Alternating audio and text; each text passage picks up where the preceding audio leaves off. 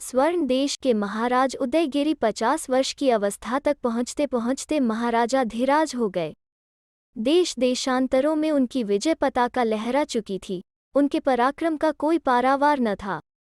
अनेक बंदी राजा उनके भीमकाय दुर्ग में अंधेरी दीवारों को ताकते हुए दम तोड़ रहे थे, और उन्हीं के देशों की सुंदर रमणियां महाराज के रनिवास की शोभा बढ़ा रही थीं। जब भी महाराज की सेना किसी राज्य को रौंद कर लौटती, तो महाराज की विपुल स्वर्ण राशि और भी बढ़ उठती, और उनके मुकुट में नए हीरे मोती चमकने लगते। पर महाराज की आंखें अब भी क्षितिज पर अटकी हुई थीं। वर्षा ऋतु के अंतिम दिन थे। महाराज अपने मंत्रियों के साथ अपने राज्य के उत्तरी पर्वतों पर आखेट खेल रहे थे। दोपहरी ढल चुकी थी। महाराज एक हिरन का पीछा करते हुए अपना रास्ता भूल गए। आखेट की उत्तेजना में वे मीलों की दूर तक अपना घोड़ा दौड़ाते चले गए, पर हिरन का कुछ पता न चला। जंगल की सीमा आन पहुंची और महाराज थक कर एक पेड़ के नीचे खड़े हो गए। पर दूसरे ही क्षण महाराज ने सामने आंख उठाकर देखा तो पुलकित हो उठे। ढलते सूर्य के लाल प्रकाश में सामने एक विशाल पर्वत अपना गर्वपूर्ण माथा ऊंचा किए खड़ा था, और उसके पांवों में एक बड़ी सी नीली झील बिछी हुई थी। झील इतनी स्वच्छ थी मानो प्रकृति के अथाह सौंदर्य के लिए एक दर्पण हो। पहाड़ की तराइयां देवदार के वृक्षों से लदी हुई थीं। दाईं ओर ढलान पर एक छोटा सा नगर बसा हुआ था, जिसकी छतें सांकाल के धुंधले प्रकाश में दूर तक फैलती हुई नजर आ रही थीं। महाराज इस अपूर्व दृश्य को एकटक देख रहे थे। इतने में उनके साथी उन्हें ढूंढते हुए आ पहुंचे। मैं नहीं जानता था कि मेरे राज्य में ऐसे सुंदर प्रदेश भी मौजूद है, महाराज ने प्रसन्न होकर कहा। पास खड़े हुए महामंत्री ने हाथ बांधकर उत्तर दिया, महाराज, यह प्रदेश आपकी राज्य सीमा से बाहर है। आपके राज्य की सीमा यहाँ पर समाप्त हो जाती है, जहाँ पर आप खड़े हैं। तो क्या यह प्रदेश मेरे राज्य का अंग नहीं है? नहीं महाराज, यह एक छोटा सा स्वाधीन देश है, जिसके लोग मछलियों पर अपना निर्वाह करते हैं। महाराज के मन में एक गहरी टीस उठी और उनकी आंखें ईर्ष्या से विचलित हो उठीं। यह मेरे देश का अंग नहीं है, कहते हुए और अपने हाथों की उंगलियां एक मुट्ठी में समेटते हुए वे दृढ़ निश्चय से बोले, आज ही लौटकर सेना को तैयार करो महामंत्री, मैं स्वयं इस प्रदेश पर चढ़ाई करूंगा। मेरे राज्य की सीमा अब यह पर्वत शिखर होगा। कहते हुए महाराज वहां से लौट पड़े। इस घटना को अभी 10 दिन भी न होने पाए थे कि वो शांत वनस्थली सैनिकों के सिंहनाद से गूंजने लगी। जंगल के हिंसक पशु भी महाराज के पराक्रम से त्रस्त होकर भाग उठे। झील की शांत जलराशि, जिस पर पहले गाते हुए मछुए मछलियां पकड़ते थे, अब उन्हीं के खून से लाल होने लगी। महाराज के वीर सैनिकों की बाण वर्षा पेड़ों और पत्थरों को भी क्षत विक्षत करने लगी। 3 दिन बीत गए। महाराज की सेना झील पार करके नगर की दीवारों तक जा पहुंची, पर तो भी मछुओं ने हथियार नहीं डाले। रात के वक्त जब महाराज की सेना में विजय का कोलाहल होता, वहां नगर पर मरघट की सी स्तब्धता छा जाती। कहीं पर कोई टिमटिमाता दीपक भी नजर न आता। मछुए, बच्चे, बूढ़े दिन भर लड़ते और रात को अपने मृत संबंधियों की लाशों को ठिकाने लगाते, अपने जख्मी को सहलाने, फिर इस कराल अंधकार में कहीं भी आशा की कोई रेखा न देखते हुए धरती पर हाथ रखकर अपने प्राणों की बलि देने की शपथ ले लेते। प्रातःकाल का समय था। महाराज अपने शिविर में बैठे नए आक्रमण का आयोजन कर रहे थे। उसी समय द्वारपाल ने आकर प्रणाम किया। महाराज, एक आदमी द्वार पर खड़ा है, आपसे मिलना चाहता है। कौन है? कोई बूढ़ा आदमी है महाराज, कहता है। मरने से पहले महाराज के दर्शनों की लालसा से यहाँ आया हूँ। कोई राजदूत होगा, एक मंत्री ने कहा, या छद्मवेश में कोई सैनिक होगा। दूसरे मंत्री ने कहा, उसके पास कोई अस्त्र नहीं महाराज, वो बहुत बूढ़ा है और लाठी के सहारे बड़ी कठिनता से खड़ा हो पाता है। महाराज ने प्रवेश की स्वीकृति दे दी। थोड़ी देर बाद एक वृद्ध पुरुष, लंबा मैला सा चोगा पहने, अवस्था के बोझ से दबा हुआ, अपनी लाठी पर झुककर चलता हुआ महाराज के सामने आ खड़ा हुआ। क्या है वृद्ध, तुम कौन हो? मेरे पास समय बहुत थोड़ा है। बूढ़ा नमस्कार करते हुए बोला, महाराज, समय तो मेरे पास भी बहुत थोड़ा है। महाराज के यश और कीर्ति से चारों दिशाएं गूंज रही है। मैं आपके दर्शनार्थ यहाँ चला आया हूँ। महाराज थोड़ी देर तक उसके चेहरे की ओर देखते रहे, फिर धीरे से बोले, शत्रु देश से आए हो? नहीं महाराज, मैं आप ही के राज्य का सेवक हूँ। यहाँ से थोड़ी दूरी पर मेरा झोपड़ा है। तुम क्या चाहते हो वृद्ध?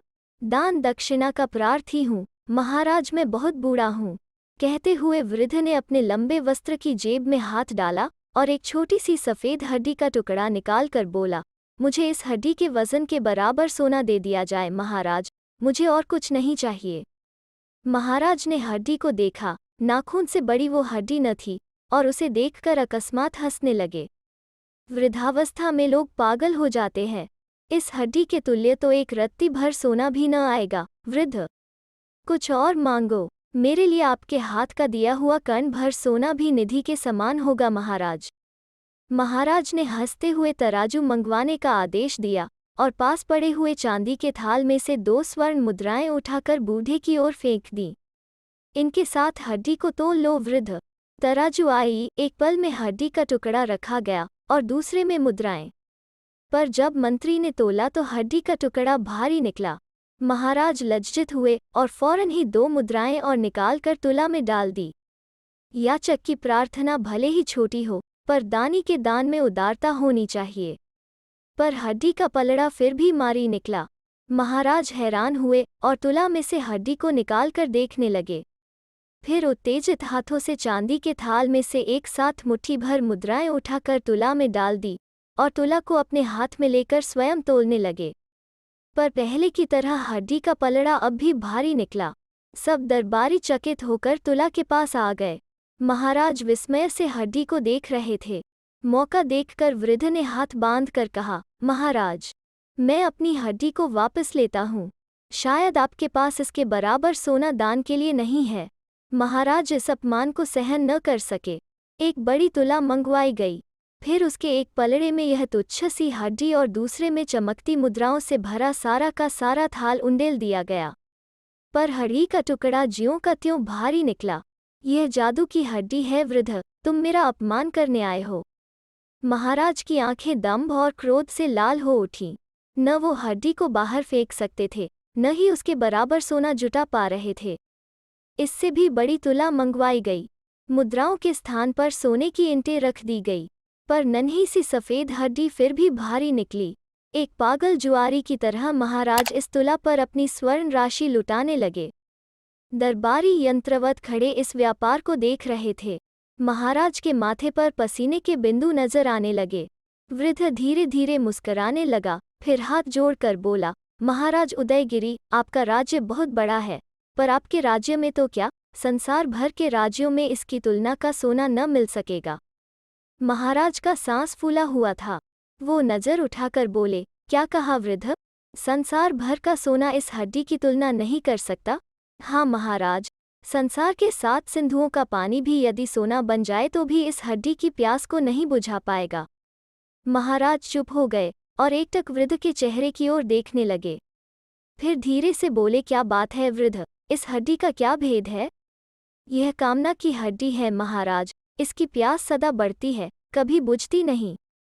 महाराज विस्मय में आ गए। उनकी गंभीर मुद्रा पर आवेश, पराजय और नम्रता के भाव नजर आने लगे। उनकी आंखें वृद्ध के चेहरे पर से हट अनोखी हड्डी पर आ गई। तो क्या वृद्ध, संसार भर की संपत्ति इस हड्डी से हल्की ही रहेगी? हाँ महाराज, वृद्ध ने कहा। फिर धीरे से बोला, यह मछुओं का छोटा सा देश तो इसके पलड़े को छू तक न पाएगा महाराज। तो वृद्ध, क्या इस हड्डी की तुलना संसार की कोई भी वस्तु नहीं कर पाएगी? वृद्ध मुस्काया, फिर उसने धीरे से अपने पास खड़े हुए एक सैनिक के हाथ में से उसकी कटार ले ली और दूसरे ही क्षण अपने हाथ को जख्मी कर लिया। यह तुमने क्या किया? वृद्ध अपना हाथ काट लिया? महाराज ने हैरान होकर पूछा।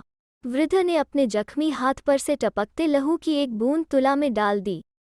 देखते ही देखते हड्डी का पलड़ा ऊंचा उठने लगा, यहाँ तक कि खून की बूंद का पलड़ा बोझल हो गया। महाराज उदयगिरी, मेरा रक्त तो बूढ़ा हो चुका है, उसमें कोई स्पंदन नहीं, पर एक युवक या एक बच्चे के खून का तो स्पर्श मात्र भी भारी होगा। महाराज विचलित हो उठे और चुपचाप शिविर में से बाहर निकलकर झील के सामने आ खड़े हुए। बाणों की वर्षा अब भी उसी वेग से चल रही थी और झील का पानी अब भी लाल हो रहा था। झील के सामने खड़े महाराज बड़ी देर तक कभी हड्डी को देखते, कभी झील के रक्त रंजित पानी को देखते। कहते हैं, दूसरे दिन प्रातः जब दुंदुभी बजने का समय हुआ तो मछुओं ने देखा कि महाराज उदयगिरी की सेनाएं वापस लौट रही हैं और वनों से भागे हुए पशु पक्षी फिर से धीरे धीरे अपने गारों और घोंसलों को लौटने लगे हैं। तो दोस्तों, कैसी लगी आज की लोककथा? अगर अच्छी लगी तो लाइक और शेयर करें और चैनल को सब्सक्राइब करना ना भूलें। फिर मिलते हैं एक नई लोककथा पर।